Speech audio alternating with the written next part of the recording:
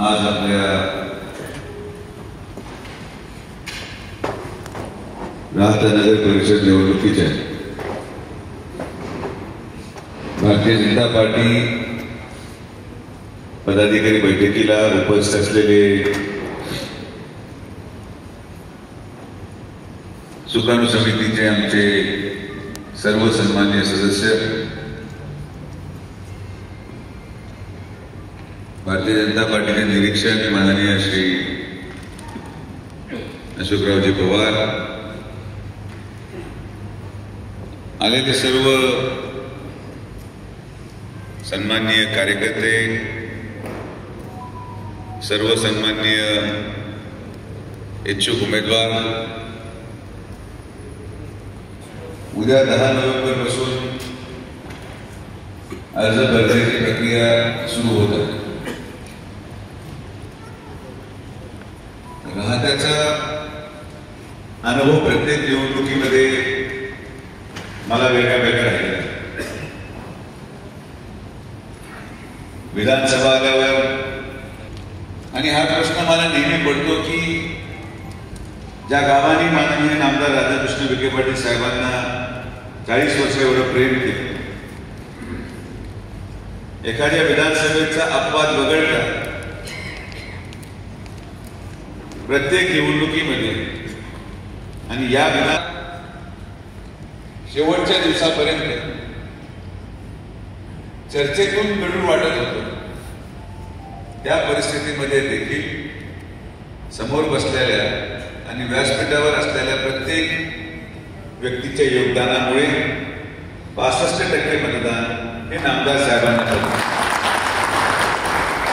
आणि राहत्याने हे वारंवार सिद्ध केलेलं आहे. साहेबांचा विषय असल्यावर आमच्यामध्ये मतभेद नाही, पण जिथं आमचा व्यक्तिगत विषय तिथं आम्ही आमचा पाऊल घेऊ. हे असा अनुभव मागच्या 10 वर्षामध्ये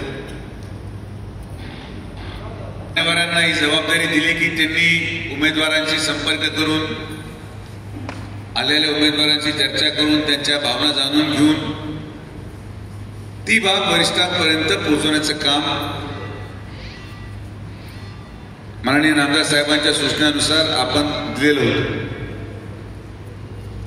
मी बैठकीच्या सुरुवातीला त्या समितीच्या सर्व सदस्यांचे मनापासून आभार व्यक्त करेल की मागचे 7 दिवस प्रत्येक आलेल्या संघटनेतल्या प्रत्येक कार्यकर्त्याला, मग तो माजी नगरसेवक का असेना, तो एक सर्वसामान्य सायकल चालवणारा का असेना, आणि तो कुठल्याही जातीत असेल, पण प्रत्येकाला वेळ देऊन, प्रत्येकीची भावना समजून आपल्या जीवनामधला वेळ हा संघटनेसाठी दिल्याबद्दल एकदा जोरदार टाळ्यांनी या समितीचा आभार मानले. शेवटी हे काही त्यांचं काम नाही, पण साहेबांनी जबाबदारी दिली. समितीमधले सदस्य अनेक जण मलाही भेटले. ते म्हटले, दादा हे आम्हाला देऊ नका, हे आमच्यावरही नाराजी होती. करतं कधीतरी आणि लोक आम्हाला दोष देतात, पण म्हटलं संघटनेचा सच्चा कार्यकर्ता तोच असतो जो संघटनेसाठी वाईट ऐकून घ्यायला पण तयार असेल. आणि हे व्यासपीठावर असलेले समितीचे सदस्य ते लोक आहेत जे साहेबांसाठी कुठल्याही प्रकारे आरोप स्वतःवर घ्यायला तयार आहे. आणि म्हणून यांच्या प्रती एक वेगळी भावना या संघटनेलाही आहे, साहेबांनाही आहे, आणि मला देखील त्याच भूमिकेत मी या सर्व मान्यवरांना, परवाही आमची एक बैठक झाली, 2 दिवसामध्ये आम्ही परत जसा वेळ मिळेल तसं बसणार आहोत. यांच्याकडे आलेले सर्व अर्ज, यांच्याकडे आलेले सर्व नावं, हे सगळे नावांचं सारांश करून ते मला वाटतं की उद्या फॉर्म भरायच्या तारखेपर्यंत मी त्यांनाही वेळ दिला होता. तर आज आता नावं येण्याचा शेवटचा दिवस तुमच्याकडे होता, पण हा विषय कुठेतरी वेगळ्या चर्चेला जाऊ नये म्हणून मी आज बैठक लावली. कारण की मला असं वाटतं की मला काही 2 ते 3 महत्वाचे मुद्दे आपल्या पुढे मांडणं आवश्यक आहे. निवडणुकीमध्ये जेव्हा एखादा व्यक्ती 40 वर्ष आमदार राहतो, त्याचं सगळ्यात मोठं कारण की त्याच्याकडे संघटनेमध्ये नगराध्यक्ष आणि नगरसेवक होण्याच्या पात्रतेचा एक माणूस नसतो. इथं आलेला प्रत्येक माणूस नगराध्यक्षाच्या पात्रतेचा आहे, नगरसेवकाच्या पात्रतेचा आहे. आणि म्हणून आम्हाला हा या गोष्टीचा अभिमान आहे की आमच्या मागे असलेले लोक, की कोणी जरी आम्ही उभा केला तरी तो नगरसेवक होण्याची ताकद ठेवतो त्याच्या स्वकर्तृत्वामुळं. आणि तुमच्यासारख्या लोकांमुळंच आम्ही आमदार आहोत. या बाबतीत कुठलीही आपल्या या सगळ्या चर्चेमध्ये संभ्रम यायचं काही कारण नाही. आणि जेव्हा अशी संघटनेचं नेतृत्व आपण करतो, जिथं आम्हाला अभिमान वाटतो तिथं आम्हाला त्रासही आहे. की या त्रासामध्ये जे लोक आज मला भेटतात, जे लोक यापूर्वी मला भेटले, प्रचारादरम्यान भेटले, काही लोक रात्र झोपत नाही, प्रचार करतात, मतदानापर्यंत आपल्या घरी जात नाही. असंख्य असे लोक असतात जे या पदाला पात्र आहे. आणि हे दुर्भाग्यपूर्ण गोष्ट आहे की जागा मर्यादित असल्याने आपल्याला ती निवड, तो निकष आणि एखाद्याला वगळणे, एखाद्याला खुर्चीवर बसवणे, या सगळ्या प्रक्रियेतून जावं लागतं. मी एखाद्याचं नाव घेणं किंवा एखाद्याचं नाव मागं ठेवणं हे तुमच्यापेक्षा आमच्यासारख्या व्यक्तींना सर्वात त्रासदायी गोष्ट असते. किंवा एखाद्याला आपण नाही कसं म्हणायचं,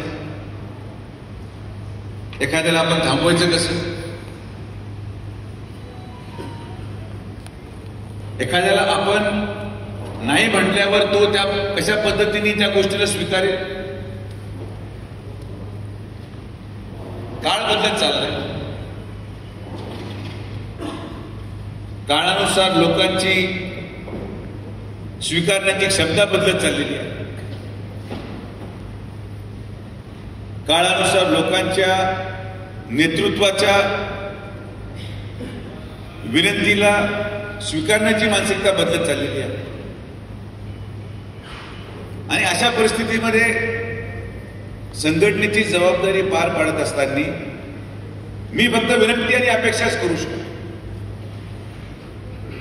मला काय कोणाला दबावही आणायचं नाहीये, मला काही कोणाला जाऊन कुठल्याही प्रकारे वाईट शब्दही काढायचा नाहीये, आणि मला कोणाला रागवायचंही नाही. ते माझं कामच नाही.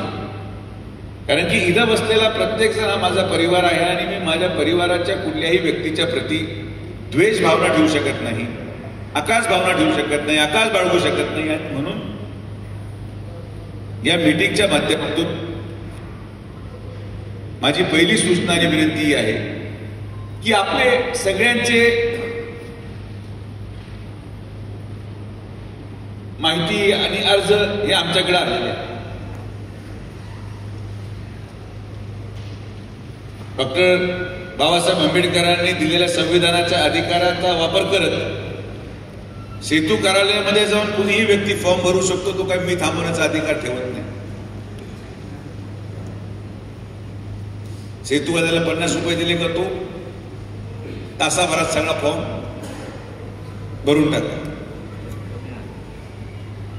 माझी विनंती एकच आहे की ही प्रक्रिया परस्पर न करता संघटनेच्या वतीने ती फॉर्म भरायची प्रक्रिया व्हावी अशी माझी माफक इच्छा आहे, अपेक्षा आहे. आणि म्हणून मी विनंती करेल की थोडंसं आपण सगळ्यांनी संयमाला धरून संघटनेच्या हितासाठी त्याग आणि विश्वासाचा एक प्रतीक म्हणून प्रत्येक कार्यकर्त्यांनी या राहत्या शहरामध्ये राहिलं पाहिजे. कोणाला नाही वाटत की मी नगराध्यक्ष झालं पाहिजे, सगळ्यांना वाटतं. प्रत्येकाला वाटतं मी नगरसेवक होऊ शकतो.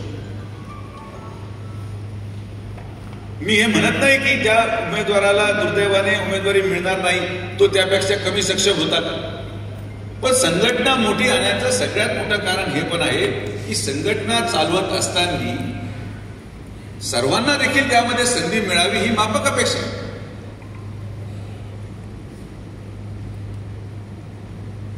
अनेक वेळेस आपण निर्णय घेण्याचा प्रयत्न करतो, जो निर्णय योग्य असेल अयोग्य असेल मी असं बाबतीत बोलू शकत नाही, पण राहत्या बाबतीत एक निर्णय मी अवश्य घेतलेला आहे की आपण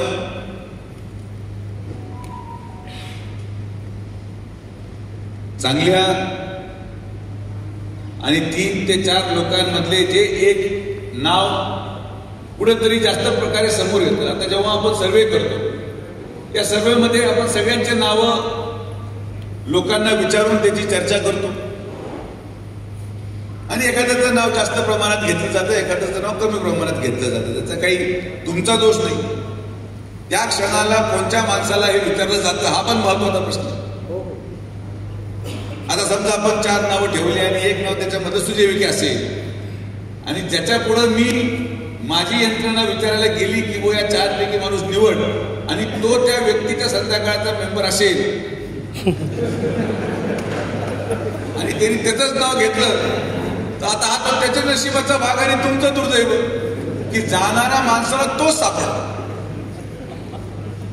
ज्या 4 लोकांचं नाव वर्णामध्ये आलं असेल आणि ज्याच्याकडं कदाचित ज्याच्याकडं असा मित्रपरिवार असेल त्यांना काहीच काम नसेल, रोज ते गावामध्ये फिरत असतील इकडं तिकडं मोकळे आणि नेमके विचारणारे भरत उन्हात तो सापडला. त्याला विचारलं कोण, तो म्हटलं हाच माझा नेता आहे, तर त्याचं नाव पुढं आलं. आणि जो बिचारा काम करतोय कुठेतरी वस्तीवर शेती करतोय, नांगरतोय, तिथं शेत करतोय, लोकांच्या समस्या सोडवतोय, कोणाला दवाखान्यात उचलून घेतोय, त्याचा एकही माणूस सापडला नाही त्याचं नाव सांगायला आहे तर तुमचं दुर्दैव. त्यामुळे सर्वे काय एक्झॅक्टली सगळा परफेक्ट